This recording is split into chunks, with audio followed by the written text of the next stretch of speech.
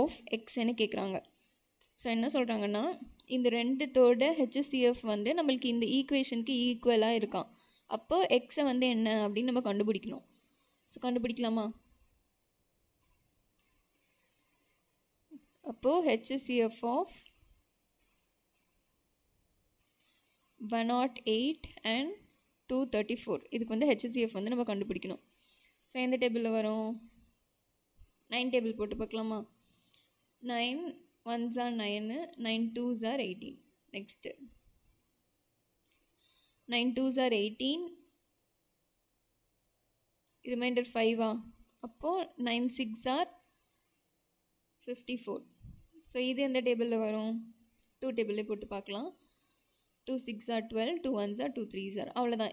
இது ரெண்டும் இப்போ ப்ரைம் நம்பர், நம்மளுக்கு காமனாக எதுவும் வராது. ஸோ HCFனா இது ரெண்டு காமனாக மல்டிபிள் ஆகிறது மட்டும்தான் நமக்கு HCF. ஃபுல்லாக போடுறது நம்மளுக்கு LCM. ஸோ HCF தான் நம்ம கண்டுபிடிக்கணும். HCF வந்து நமக்கு என்னது? 9 2s are 18 தான் நம்மளோட HCF.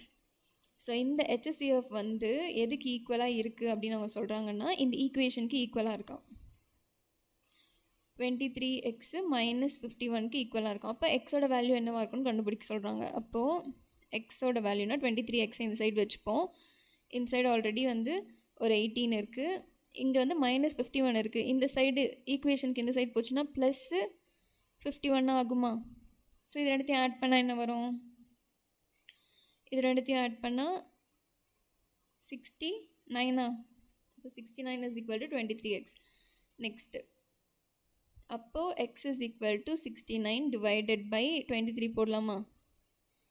ஸோ 23 3s are அப்போது x is equal to 3. எக்ஸோட வேல்யூ நம்மளுக்கு 3.